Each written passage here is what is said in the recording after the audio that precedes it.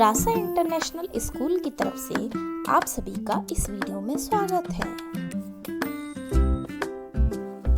प्यारे बच्चों, आज हम हिंदी व्याकरण का पाठ 14 जिसका नाम है क्रिया वह पढ़ेंगे। यह पृष्ठ संख्या 84, 85, 86, 87 व 88 पर है।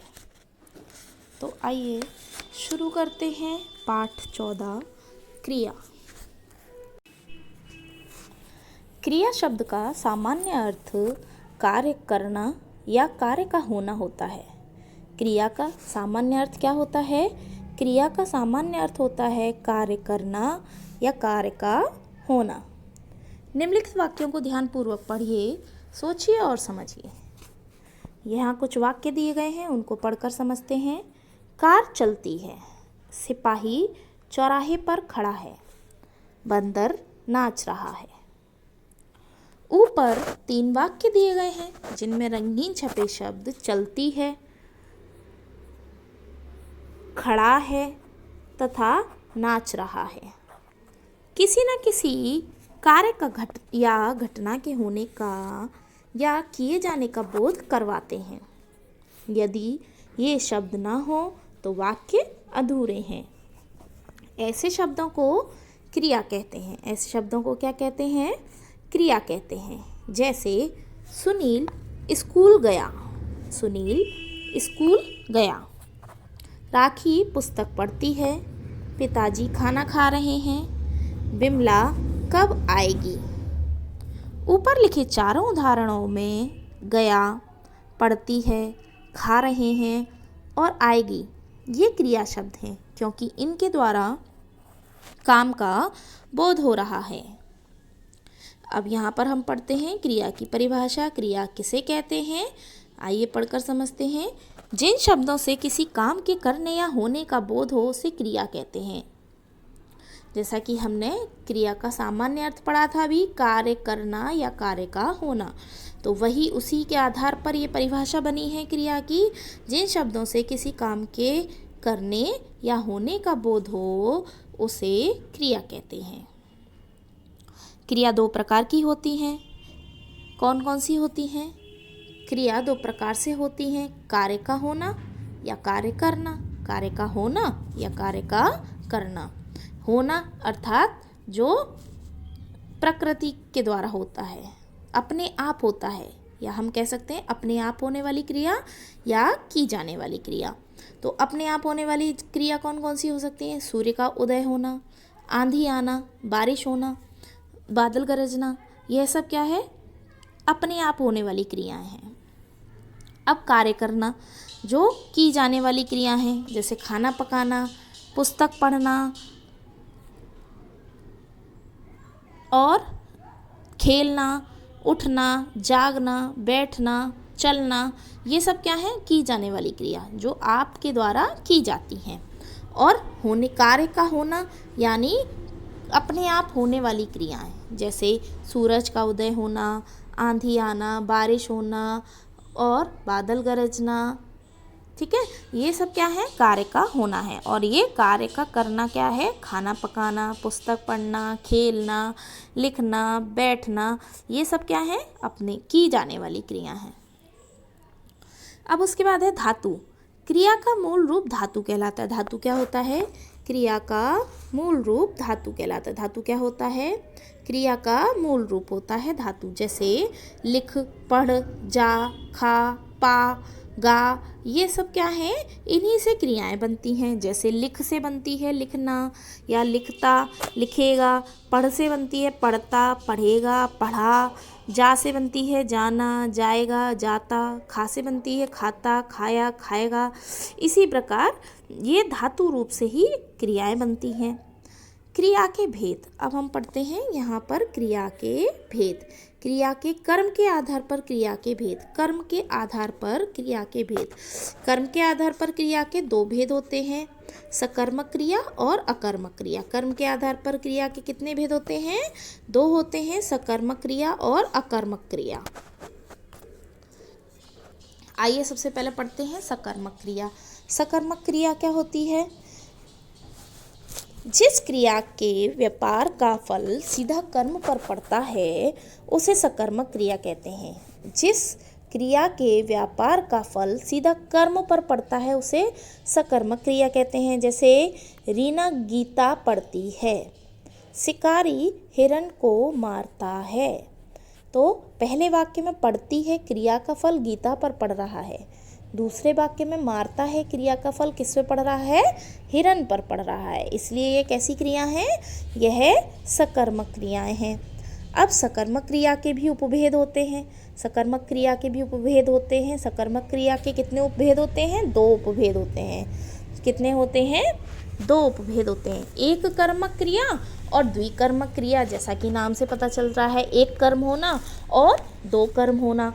अब इसको पढ़कर समझते हैं। एक कर्मक क्रिया क्या होती है। एक कर्मक क्रिया होती है जिस क्रिया का एक कर्म हो उसे एक कर्मक क्रिया कहते हैं। जैसे गुरुजी छात्रों को पढ़ाते हैं, चपरासी घंटी बजाता है। ऊपर 2 उदाहरण दिए गए हैं। पहले उदाहरण में पढ़ाते हैं क्रिया शब्द है तथा इसमें छात्रों को एक कर्म है। इसी प्रकार दूसरे उदाहरण में बजाता है क्रिया शब्द है तथा घंटी कर्म है। इस प्रकार की क्रियाएं को जिनमें एक कर्म हो और उन्हें क्या कहते हैं, एक कर्मक क्रियाएं कहते हैं, जिसमें एक कर्म हो। ठीक है, अब चलते हैं द्विकर्मक क्रियाएं। जिस क्रिया के 2 कर्म हो उसे द्विकर्मक क्रिया कहते हैं। जैसे गुरुजी छात्रों को संस्कृत पढ़ाते हैं, मैंने राजेश को रुपए दिए।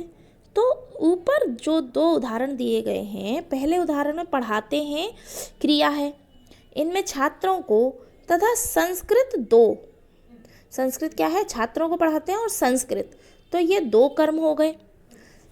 इसी प्रकार दूसरे उदाहरण में दिए गई क्रिया हैं, इनमें राजेश को और दूसरे 2 कर्म कौन सा है, रुपए 2, ये क्या है, कर्म हो गया। इसीलिए इस प्रकार की क्रियाएं को जिनमें 2 कर्म होते हैं उन्हें द्विकर्मक क्रियाएं कहते हैं। अब हम पढ़ते हैं, अभी हमने पढ़ा सकर्मक क्रिया। क्या पढ़ा हमने, सकर्मक क्रिया। कर्म के आधार पर जो क्रिया होती हैं वो 2 प्रकार की होती हैं, एक सकर्मक क्रिया और एक अकर्मक क्रिया। तो हमने सबसे पहले सकर्मक क्रिया पढ़ी। सकर्मक क्रिया के भी 2 उपभेद पढ़े, एक कर्मक क्रिया और द्विकर्मक क्रिया। अब हम पढ़ते हैं अकर्मक क्रिया। अकर्मक क्रिया क्या होती है, जिस क्रिया के व्यापार का फल सीधा कर्ता पर पड़ता है उसे अकर्मक क्रिया कहते हैं।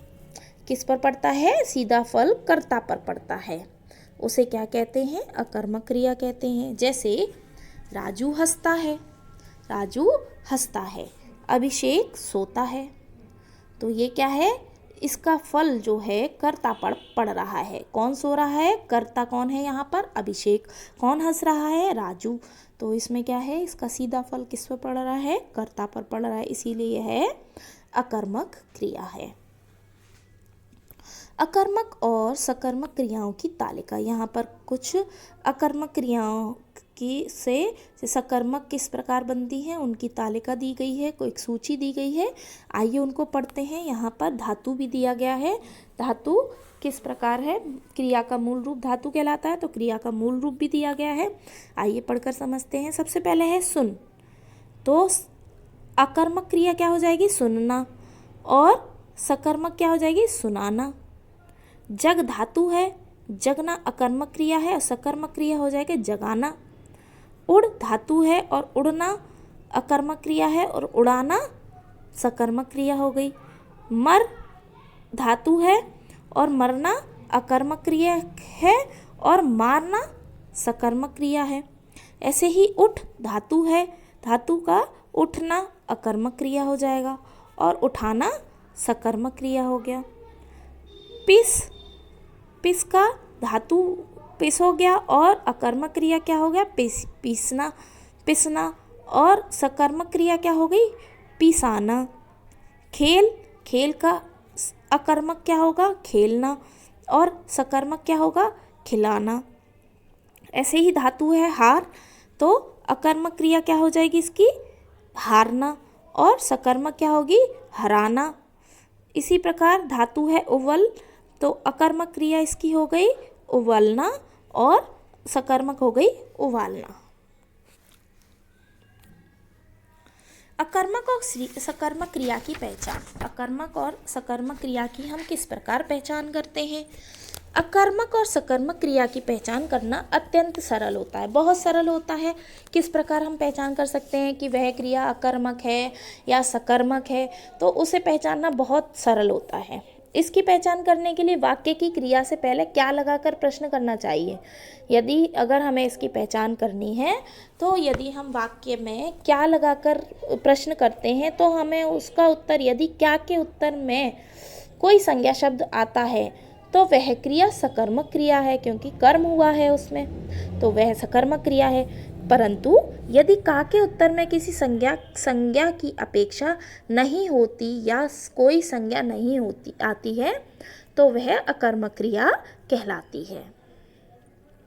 ठीक है, अब हमने सबसे पहला पढ़ा था किसकी दृष्टि से? कर्म की दृष्टि से। कर्म के आधार पर क्रिया के दो भेद होते हैं। अब हम पढ़ेंगे प्रयोग के आधार पर क्रिया के भेद। प्रयोग के आधार पर क्रिया के कितने भेद होते हैं? प्रयोग के आधार पर क्रिया के 5 भेद होते हैं। प्रयोग के आधार पर क्रिया के कितने भेद होते हैं? 5 भेद होते हैं। एक बार इसको पढ़ के समझते हैं। सामान्य क्रिया, संयुक्त क्रिया, नाम धातु क्रिया, प्रेरणार्थक क्रिया और पूर्वकालीन क्रिया। तो यह हम नेक्स्ट वीडियो में पढ़ेंगे। आप इसको समझकर जब तक इसका अभ्यास कीजिए। धन्यवाद।